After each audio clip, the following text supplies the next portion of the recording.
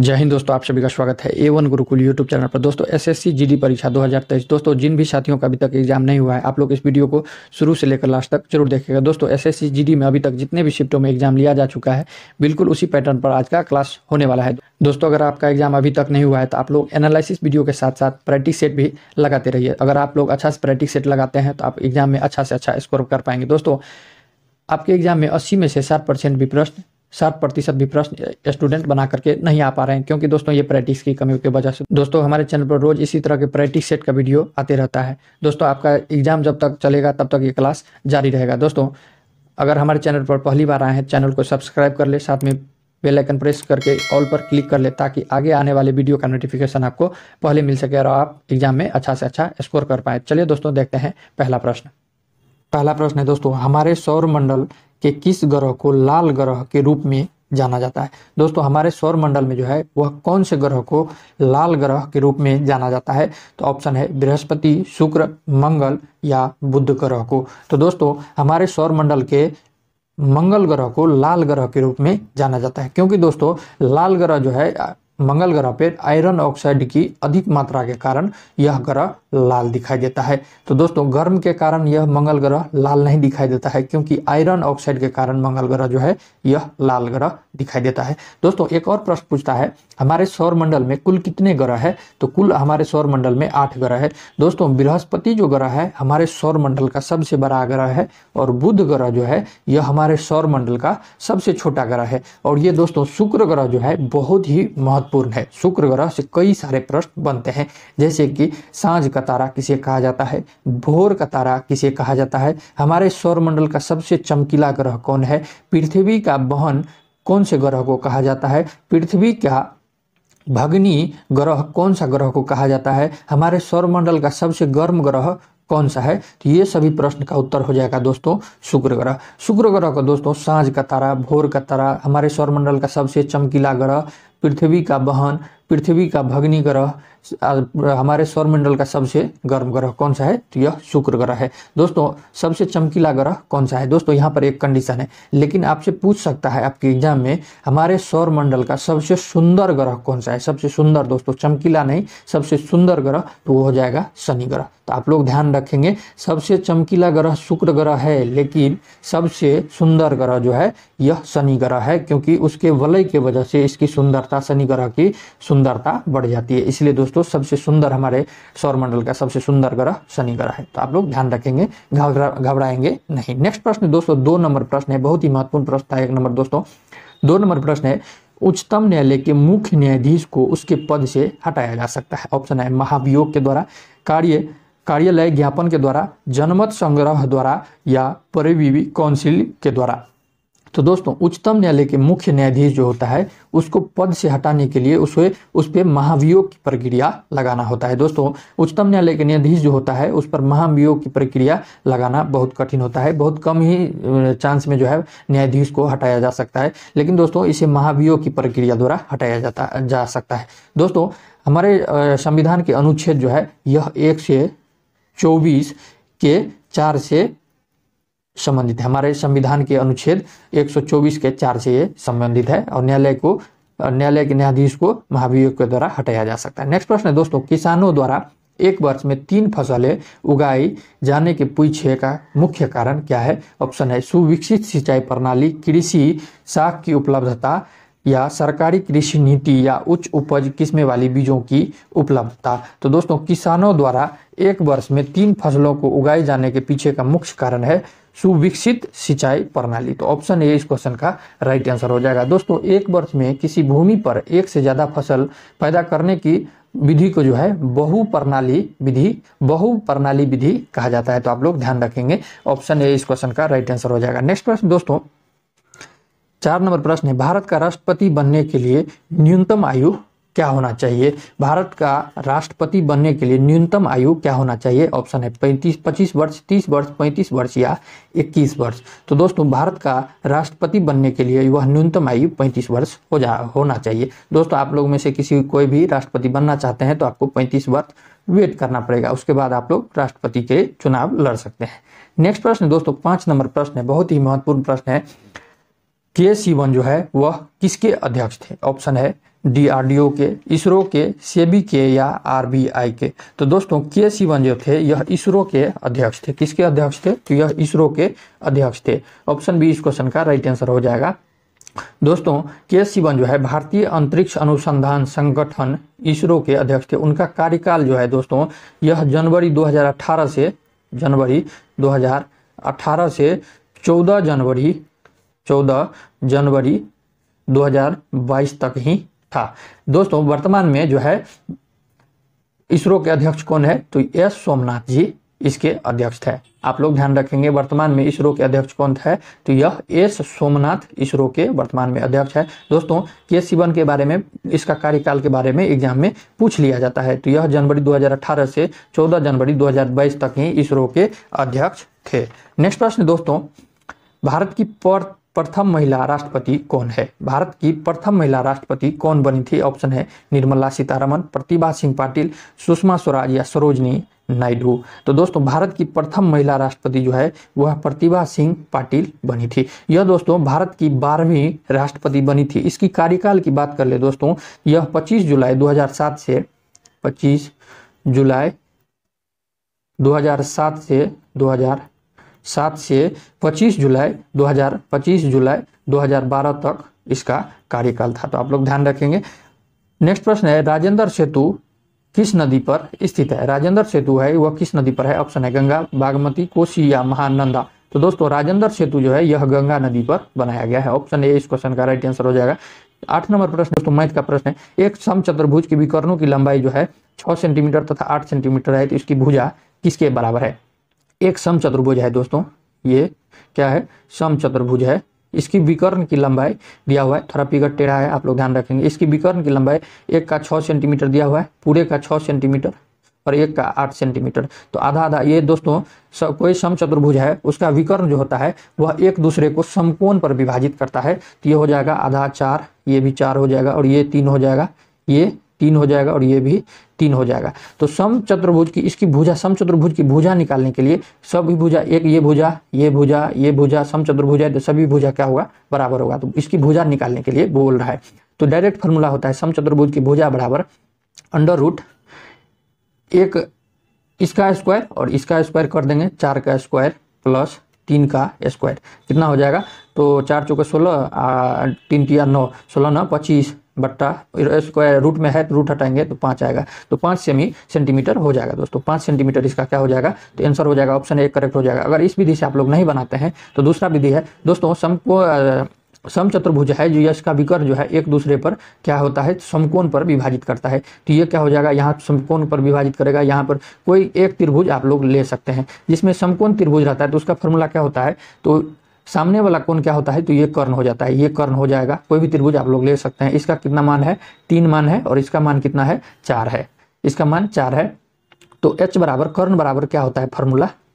कर्ण बराबर तो लंब का स्क्वायर प्लस आधार का स्क्वायर। तो इसको क्या करेंगे? कर्ण बराबर डायरेक्ट कर्ण बराबर स्क्वायर बराबर होता है कर्ण बराबर अंडर रूट लंब का स्क्वायर यानी कि P का स्क्वायर प्लस आधार का स्क्वायर यानी कि B का स्क्वायर। तो कर्ण कितना, लंबाई कितना होगा? 4 का स्क्वायर प्लस 3 का स्क्वायर। अब स्क्वायर हटाएंगे तो कितना हो जाएगा? 5 हो जाएगा। ऑप्शन ए इस क्वेश्चन का राइट आंसर हो जाएगा। तो आप लोग किसी दोनों में से किसी एक विधि से बना सकते हैं। अगर फॉर्मूला नहीं याद है तो आप लोग एक त्रिभुज का एक भुजा का मान निकाल सकते हैं। तो उस तरह से आप लोग बना सकते हैं। 9 नंबर प्रश्न है, रैखिक संवेग के बदलने की दर को क्या कहते हैं? ऑप्शन है त्वरण, बल आघूर्ण, बल या जड़त्व आघूर्ण। तो दोस्तों रैखिक संवेग के बदलने की दर को बल कहते हैं। ऑप्शन सी इस क्वेश्चन का राइट आंसर हो जाएगा। नेक्स्ट प्रश्न 10वां नंबर प्रश्न है, एक आयत का क्षेत्रफल निकालने का सूत्र क्या होता है? यानी कि आयत का क्षेत्रफल का सूत्र क्या होता है? तो आयत का क्षेत्रफल का सूत्र होता है लंबाई गुने चौड़ाई, यानी कि लंबाई b से बढ़, L से लंबाई b से बढ़, यानी कि लंबाई गुने चौड़ाई। तो ऑप्शन डी इस क्वेश्चन का राइट आंसर हो जाएगा। ये दोस्तों 2 × L + B जो दिया हुआ है 2 × L + B, ऑप्शन ए यह आयत का परिमाप का फॉर्मूला है। तो आप लोग फॉर्मूला भी थोड़ा देख के जाएंगे। नेक्स्ट प्रश्न है 11 नंबर प्रश्न है, निम्न में से कौन सी जीव परजीवी पोषक युक्ति दर्शाते हैं? निम्न में से कौन सी जीव है वह परजीवी पोषक युक्ति दर्शाते हैं? ऑप्शन है अमीबा, फफूंदी, नो स्टॉक या कस्टुला जिसे अमरबेला कहते हैं। तो यह अमीबा जो है दोस्तों यह परजीवी पोषक है। ऑप्शन ए इस क्वेश्चन का राइट आंसर हो जाएगा। नेक्स्ट प्रश्न दोस्तों, निम्नलिखित में से पुष्पित पादप यानी पुष्प वाला पादप जो है पौधा जो होता है वह कौन सा भाग द्विगुणित नहीं होता है। पुष्पित पौधा का जो दोस्तों कौन सा भाग द्विगुणित नहीं होता है। ऑप्शन है अंडा जिसे डिंब कहते हैं, दल पुंज, अंडाशय या युग्मनज। तो दोस्तों पुष्पित पादप में जो है यह अंडा जो होता है जिसे डिंब कहते हैं यह द्विगुणित नहीं होता है। अंडाशय, दल पुंज, युग्मनज ये सब क्या होता है तो यह द्विगुणित होता है। तो ऑप्शन ए इस क्वेश्चन का राइट आंसर हो जाएगा। अगर दोस्तों हमारे चैनल पर पहली बार आए हैं तो चैनल को आप लोग जरूर सब्सक्राइब कर लेंगे। चलिए दोस्तों आगे बढ़ते हैं और देखते हैं अगला प्रश्न।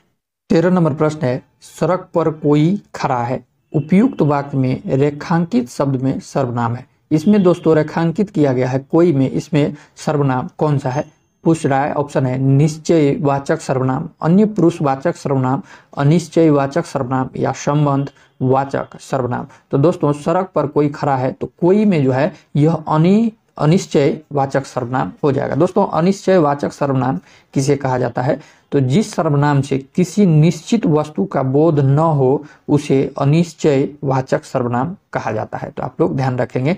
नेक्स्ट प्रश्न दोस्तों, पूर्व योजना आयोग अब क्या कहलाती है।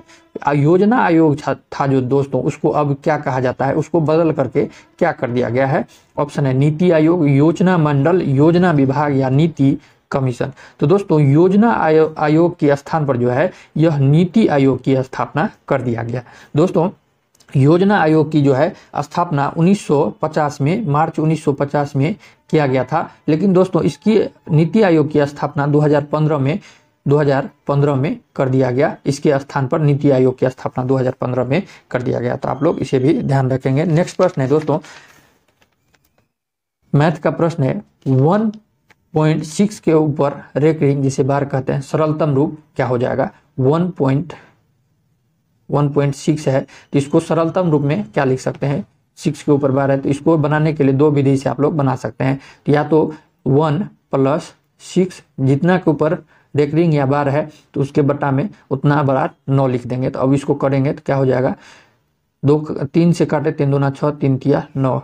अब इसको जोड़ेंगे 3, इसको लघुत्तम लेंगे तो कितना हो जाएगा 3 2 5/3। तो ये ऑप्शन जो है बी हो जाएगा। या नहीं तो दोस्तों आप लोग इस तरह से बना सकते हैं, 1.6 के पावर रेकरिंग है तो इसके बराबर में क्या लिख सकते हैं, जितना है उतना लिख देंगे पॉइंट हटा के। 1.6 है तो डायरेक्ट 16 लिखेंगे, -1 जितना ऊपर रेकरिंग है उसको घटा देंगे, बटा में जितना के ऊपर रेकरिंग है उतना बार 9 लिख देंगे। तो कितना हो जाएगा, 16 में से 1 गया 15/9, मैं कट गया तो कितना हो गया, 3 कान से काटेंगे 5 बार में, 5 × 15, 3 × 9, तो क्या हो जाएगा 5/3। किसी भी ऑप्शन से आप लोग किसी भी मेथड से बनाएंगे वही आंसर आने वाला है। तो ऑप्शन बी राइट आंसर हो जाएगा। जो आपको अच्छा लगे उसे आप लोग बना सकते हैं। नेक्स्ट प्रश्न दोस्तों, 16 नंबर प्रश्न है, भारतीय संविधान का कौन सा भाग मूल अधिकार के बारे में बताया गया है। भारतीय संविधान का कौन सा भाग जो है वह मूल अधिकार के बारे में बताया गया है। ऑप्शन है भाग 1, भाग 2, भाग 3 या भाग 4। तो दोस्तों भारतीय संविधान का जो है भाग 3 मूल अधिकार के बारे में बताया गया है। ऑप्शन सी इस क्वेश्चन का राइट आंसर हो जाएगा। दोस्तों भाग 4 में जो है यह राज्य के नीति निर्देशक तत्व के बारे में बताया गया है और भाग 2 में यह नागरिकता के बारे में बताया गया है और भाग 1 में दोस्तों जो बहुत ही महत्वपूर्ण है भारतीय संविधान के, यह संघ और उसका राज्य क्षेत्र के बारे में बताया गया है। तो आप लोग सभी चीज ध्यान रखेंगे। दोस्तों आप लोग कमेंट करेंगे भारतीय संविधान में अभी वर्तमान में कितने भाग हैं, तो आप लोग सभी लोग कमेंट करेंगे। नेक्स्ट प्रश्न दोस्तों 17 नंबर प्रश्न है, दुनिया का सबसे ऊंचा रेलवे पुल किस नदी पर बनाया गया है। दुनिया का सबसे ऊंचा रेलवे पुल किस नदी पर बनाया गया है, सतलज, रावी, चेनाब या सिंधु नदी। तो दोस्तों दुनिया का सबसे ऊंचा रेलवे पुल जो है यह जम्मू कश्मीर के चेनाब नदी पर बनाया गया है। चेनाब नदी पर बनाया गया है। एशिया का सबसे बड़ा पशु मेला बिहार में किस स्थान पर आयोजित किया जाता है। दोस्तों बहुत ही महत्वपूर्ण है, एशिया का पूछ रहा है। एशिया का सबसे बड़ा पशु मेला जो है वह कहाँ पर लगता है, तो यह सोनपुर में लगता है। बिहार में जो सोनपुर है पटना के पास, पटना जो बिहार की राजधानी है उसके पास सोनपुर में यह पशु मेला लगता है जो एशिया का सबसे बड़ा पशु मेला है।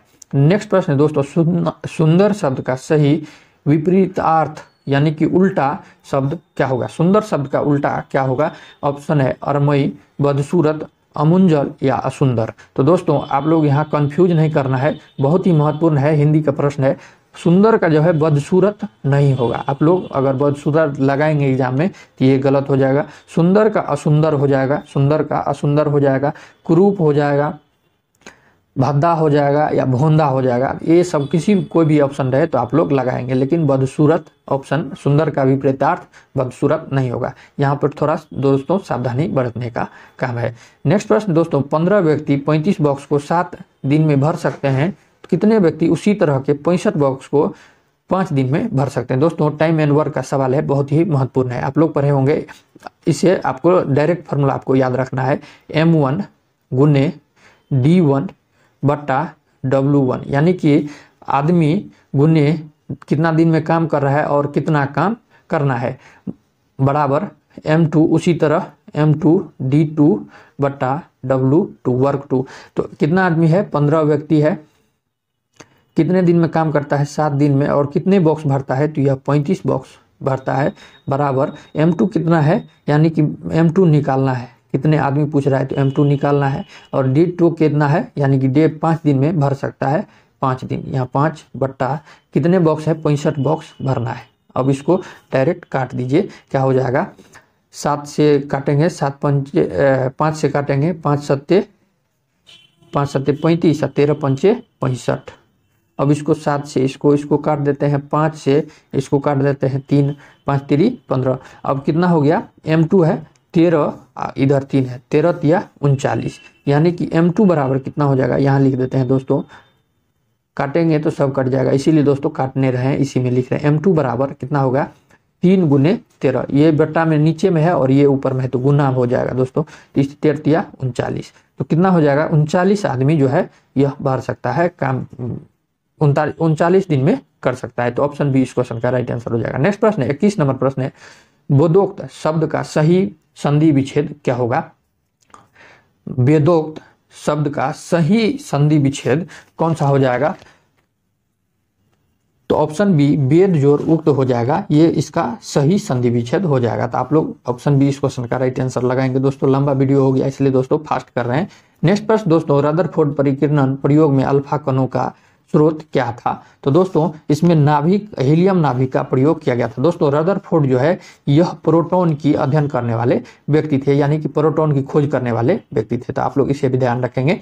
इलेक्ट्रॉन की खोज किसने किया, आप लोग कमेंट करेंगे, इलेक्ट्रॉन का अध्ययन किसने किया था। नेक्स्ट प्रश्न 23 नंबर प्रश्न है, सरकरिया आयोग बनाया गया था। ऑप्शन ए जो है केंद्र और राज्य संबंधों का समीक्षा करने के लिए सरकारिया आयोग का जो है दोस्तों गठन किया गया था। दोस्तों उच्चतम न्यायालय के सेवानिवृत्त न्यायाधीश RS सरकारिया की अध्यक्षता में इस आयोग का गठन किया गया था। दोस्तों इस आयोग का गठन, सरकारिया आयोग का गठन कब किया गया था, यह 1983 ईस्वी में इसका गठन किया गया था। आप लोग इतना ध्यान रखेंगे, बहुत महत्वपूर्ण है, 1983 में इसका गठन किया गया था। और किसकी अध्यक्षता में, तो यह RS सरकारिया की अध्यक्षता में इसका गठन किया गया था। नेक्स्ट प्रश्न दोस्तों, मनुष्य के कान के बाहरी हिस्से को क्या कहते हैं। मनुष्य की जो कान होता है उसके बाहरी हिस्से को क्या कहते हैं, तो वह कर्ण पल्लव, जिसे पीना कहते हैं, PINNA, जिसे पीना कहते हैं। तो ऑप्शन सी इस क्वेश्चन का राइट आंसर हो जाएगा। नेक्स्ट प्रश्न दोस्तों 25 नंबर प्रश्न है, राष्ट्रीय मतदाता दिवस किस तिथि को मनाया जाता है। राष्ट्रीय मतदाता दिवस किस तिथि को मनाया जाता है, तो यह राष्ट्रीय मतदाता दिवस जो है यह 25 जनवरी को मनाया जाता है। दोस्तों 8 दिसंबर को जो है यह बोधि दिवस मनाया जाता है, और 8 मार्च दोस्तों बहुत ही महत्वपूर्ण है, ये जो दोस्तों यह अंतर्राष्ट्रीय महिला दिवस 8 मार्च को मनाया जाता है, और 10 दिसंबर को जो है यह मानव अधिकार दिवस मनाया जाता है। सभी के सभी महत्वपूर्ण है, कई बार एग्जाम में कोई भी ऐसा एग्जाम ना है तो यहाँ से प्रश्न नहीं पूछे, इतना डेट बहुत ही महत्वपूर्ण है। 25 जनवरी को जो है यह राष्ट्रीय मतदाता दिवस, 8 दिसंबर को बोधि दिवस, ये उतना महत्वपूर्ण नहीं है, बी नंबर उतना महत्वपूर्ण नहीं है, लेकिन ए और सी बहुत ही महत्वपूर्ण है। 8 मार्च को जो है अंतर्राष्ट्रीय महिला दिवस, और 10 दिसंबर को यह मानव अधिकार दिवस मनाया जाता है। तो आप लोग ध्यान रखेंगे तीनों। नेक्स्ट प्रश्न है दोस्तों, रूस में ड्यूमा क्या था। दोस्तों रूस का संसद का नाम ड्यूमा था, ड्यूमा है, रूस की संसद का नाम क्या है? तो यह ड्यूमा है। ऑप्शन ए इस क्वेश्चन का राइट आंसर हो जाएगा। चलिए दोस्तों, आज की क्लास में इतना ही, मिलते हैं नेक्स्ट वीडियो में, तब तक के लिए जय हिंद। अगर यह दोस्तों वीडियो अच्छा लगा हो तो चैनल को जरूर सब्सक्राइब करना है। उसके बाद